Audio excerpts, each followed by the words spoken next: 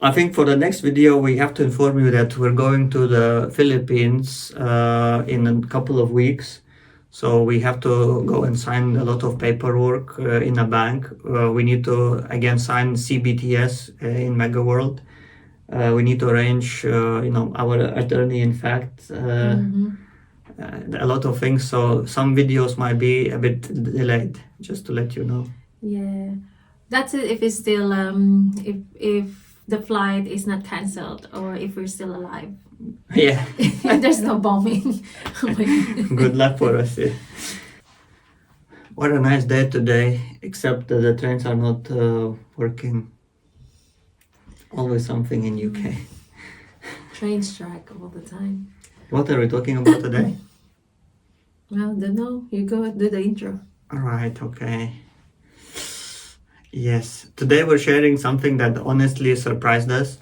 We requested interior design proposals for our 35 square meter condo in Manila, BGC. And the prices we received range from 120,000 pesos all the way to 2 million pesos, almost 20 times the difference for the same unit. Yeah, so in this video, we're going to break down every proposal that we'd receive, and we'll talk about what each designer offered and how much it costs, the pros and the cons, and some red flags we discovered while reviewing the contracts.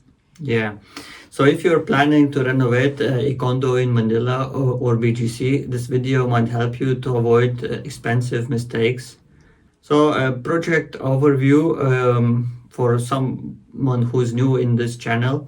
First, let's explain the project. So we bought a one-bedroom condo in Manila, BGC, in Park McKinley West from Mega World. It's also near Bonifacio, very, very close. The unit size is around 35 square meters. So Yeah. our goal is to improve the layout and make the space that feel larger. And we want to remove the bedroom partitions wall and replace it with a sliding door, which popular design in many BGC condos and gives us more space as well. We also want to add some built-in storage, improve the lighting design, update ceiling, and create more modern look for our condo. And an important details is that the unit may eventually be used for a long-term rental or the Airbnb. And we want the design to be practical and durable. Our expected renovation budget is around 1 million pesos. With that in mind, let's go through the design proposals one by one. We're not going to reveal our designer names. If you want to know the exact designer, contact us directly. So, who's the first designer? Designer number one, let's say. So the first designer we spoke with is designer one, who works as an independent interior designer. And they have also the professional website. They have a lot of portfolio available. Her pricing structure was very straightforward. She charges 3,500 pesos per square meter. And design cost was 122,000 pesos altogether. And the fee is only for the design. It does not include the constructions, but it includes quite a lot of professional work.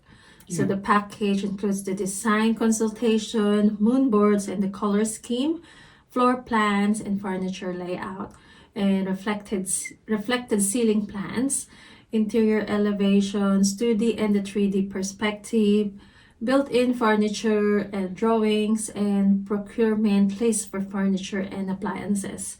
You're saying about 3 different kinds. Yes, that's right. And also they can recommend the contractor who will do implementation, but the cost is separate for that. She also includes free periodic site visits, coordination with a contractor, and 1 day of interior styling when a project is completed. So like buying furniture or some decorative elements and things like that, I guess. Yes, another important detail is that she is a licensed interior designer registered with the PRC in the Philippines, which is important for the condo admin proposal. Yes, because remember, every renovation, big or small, it needs to be approved by the admin, which, And yeah, yeah, which is another headache mostly probably. costs money as well, Yeah. like a bribery. So during our discovery call, so we booked a discovery call to get more details. She also explained typical construction costs for similar projects. So she estimated roughly 8,000 to 10,000 pesos per square meter for this renovation work, and depending on the scope as well. Yeah, she also mentioned that the construction typically takes around 32 to 45 days, although the admin approvals from the building can delay the start by 1 to 3 months. Yeah, hopefully they don't for in our case, because we want to earn money. Yes. So what we liked about this proposal is transparency. So she was very clear that she doesn't do any kind of construction, works. She's just purely focusing on the design, and also she clearly laid out all the costs for her. Yeah. So the design fee is reasonable, and because construction is separate, we can compare multiple contractor quotes, and many of them had similar actually proposals. No construction, just design only. Yeah. We also like that she already had experience with projects involving the wall removal and the sliding glass partitions, which is exactly what we want. Yeah, exactly. So what are the disadvantages we discovered? So the main disadvantage is that it's not a full design build service. So the contractor handles only day-to-day construction supervision. She's not handling, let's say, quality of the materials or delivery timelines for the contractor. She's purely, focusing on design, delivering the drawings, and yeah. Yeah, so it means that we also need to be slightly more involved in the project and to overlook what they're doing as well. Yeah, and I think also the disadvantage is that it's only free site visits, which, I don't know how we monitor the quality. So the second proposal came from designer number 2. So their design service is also focused on concept development and documentation, but at slightly higher design fee. But it's also very, very good company I found online. Very good recommendations. Yeah. So the proposal includes the concept development, the space planning, material selection, detailed construction drawings, and the 3D visualization. Yeah, I've seen also a lot of finished projects and good reviews on Google. So it looks like it's a trusted company. However, the costs are much higher compared to the designer number 1. So their design fee was estimated at around 200,000 pesos. This still does not include construction. It's purely design fee. Design. Yeah. But the advantage of designer number 2 is that their documentation is usually very detailed, which helps contractors price the project accurately. Exactly. So we had it's worked out that their experience in modern condo designs and units are intended for rental, and basically I think they were able to deliver based on the previous projects I've seen. Yes. And as far as we know, their design style was also very clean and practical. Yeah. So, but the main drawback is that higher design. What? It's more expensive than designer one. Sorry. Yeah. So let me do it again. So the main drawback is a higher design fee compared to independent designers, and construction is still needs to be arranged separately. However, designer number 2 also can recommend 2 to 3 contractors he worked with previously, which gives confidence, I guess, for us if we choose. And now we go to designer number 3. So we explored we explored designer number 3, and their proposal was somewhere between design only and design plus coordination. Yeah, I remember a discovery called the company was very nice. We had a chat. They answered all the questions as well. So they offered a package that includes design concept, drawings and documentation, assistance with contractor coordination. They also can recommend contractors and support during construction process. They are also registered and it's proper company. And they also delivered in Park McKinley West another condo unit, at least one I've seen online. Yeah. Yeah, and their presentation material were very professional and structured. Yeah, the only thing missing, I would say, was that she didn't explicitly say, discuss the unit they delivered. She should have said, oh, in this unit we did, these. She was not very specific in that, but that's fine. So one advantage is that they have also strong reputation online, both and on Google. The detailed construction documentation and also that reduces mistakes during renovation. Yeah, when you and have it's details. especially useful when dealing with the condo administration requirements. Exactly, because any issues will cause delay for the project. However, their design fee was again higher than some independent designers, and construction costs still need to be added on the top. So it was around 90,000 pesos, I think. Yes. So we have designer number 4, and Number the four. fourth proposal we received was from Design studio, you can say design this studio. lady, the design studio. It was closer to a design and build model. Yes. So estimated project cost was around 780,000, which might seem a lot, but actually it includes design and delivery and contract work as well. Yeah, so their package include the design development, furniture planning, construction works, and some built-in cabinet as well. Exactly. So, I mean, compared to other proposals, I think it's not that bad, but what you need to do is you need to get more details regarding the quality, what materials they will use. So it's very, very important, especially for durability, because it will be used every day by your guests if you're gonna be renting. wear and tear.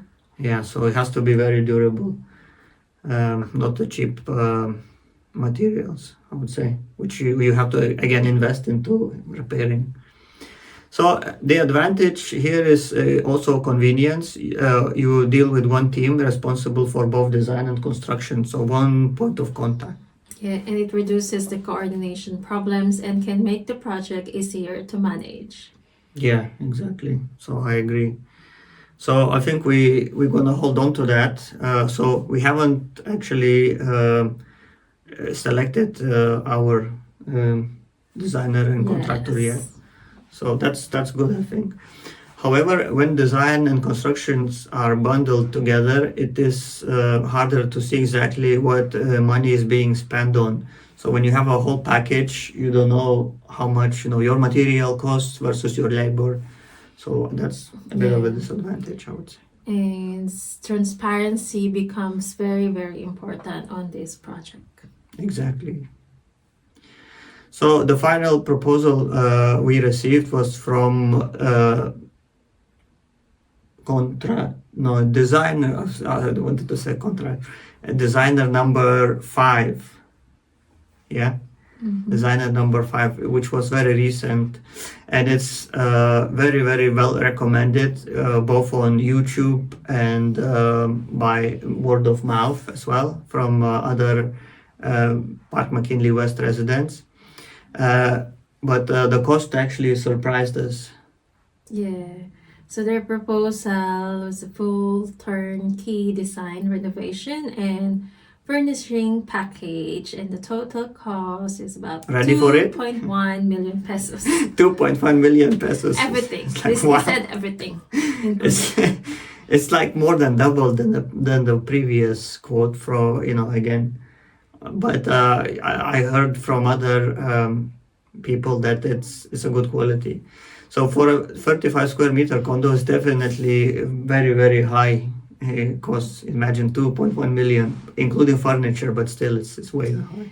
Yeah, so he told us that the package included almost everything, which is the ceiling works, electrical and lighting upgrades, wall panels and finishes, the cabinet, built-in one, and the carpentry, the sliding glass door installation, the costume furniture that they do, and the decor accessories, and some optional appliances. It depends on you if you fancy or if you have any theme for your condo unit.